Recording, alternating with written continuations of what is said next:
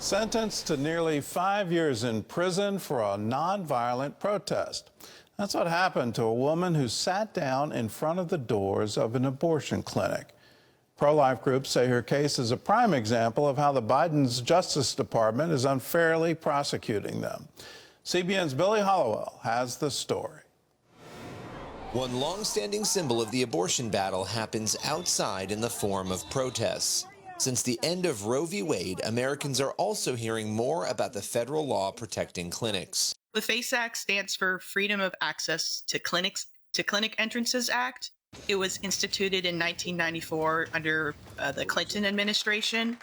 And if you go to the DOJ's website, its stated purpose is to protect access to reproductive health, which is a euphemism for abortion. The law protects churches and clinics, including pro-life pregnancy centers, although critics clearly see its enforcement as one-sided. What pro-lifers and conservatives have long claimed is that actually this act is really just a cudgel that's being used to target pro-life activists.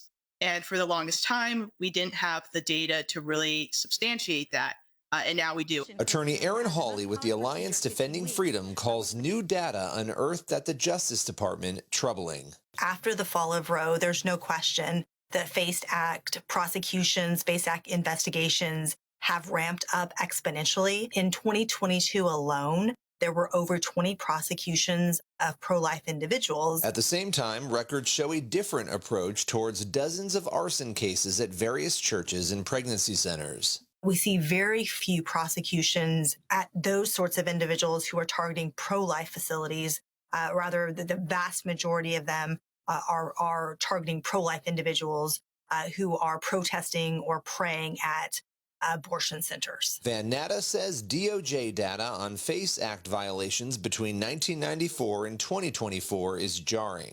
There are approximately 211 cases, and around 97% of those cases were targeted at pro-life or anti-abortion activists. She points to a specific increase in prosecutions under the Biden administration. The Biden's DOJ is responsible for over a quarter of all FACE Act prosecutions in the law's 30-year history, which is pretty significant. And he's also responsible for about 24% of the cases targeting pro-life activists. Martin Cannon at the Thomas More Society sees the same pattern. What has changed is the frequency of the prosecutions and also a tactic that the DOJ used. Let's talk about frequency first. I've been doing this for 35 years. I've handled a couple of FACE cases over the years, and maybe two, and over 30 years. I've done about 4 in the last 5 years or so. The Biden administration literally pulled out all the stops. When reached by CBN News, the Justice Department did not respond to specific questions about the data. Think about just one individual, Lauren Handy. I believe her sentence was 57 months.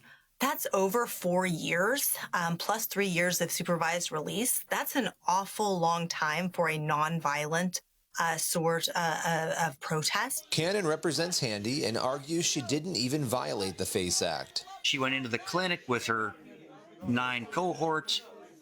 2, maybe 3 of them blocked doors, very peacefully, but blocked doors.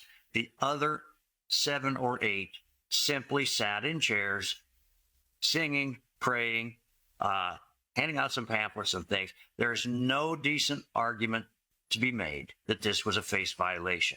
These attorneys and others see a troubling pattern of heavy-handedness that's resulted in unfair sentencing. Now, under Biden's DOJ, you have elderly women who are being sentenced to 2 years in prison for peacefully praying in an abortion clinic, not making violent threats, certainly not making bomb threats. So the sentencing is wildly disproportionate. The Thomas More Society is appealing Handy's case and seeking to challenge the constitutionality of the FACE Act. We'll continue to cover this story as it unfolds. Billy Hollowell, CBN News. Well, I hope the Justice Department wakes up to what they're doing, because what they're doing is destroying the concept of justice within American society.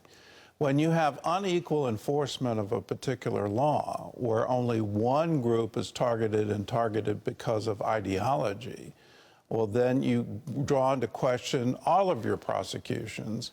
And is this based on ideology or is this based on the law?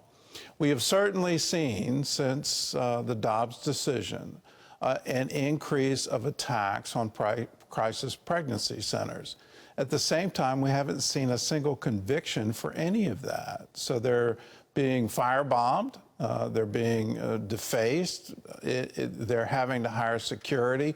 All of this is happening under the same Justice Department, but we're seeing no investigations that are leading to convictions. So if you have unequal enforcement, then everyone starts to now question, what in the world are you doing?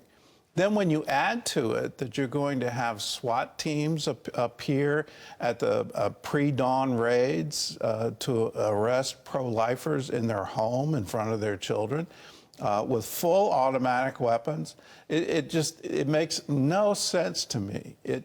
Why in the world are you doing that? Because you're putting things at risk that should never be put at risk. People need to have confidence in the justice system and confidence that there is liberty and justice for all. If you have unequal enforcement or ideologically based enforcement, you throw all that out the window. I hope they wake up to it. I hope they stop it, and I hope they stop it soon.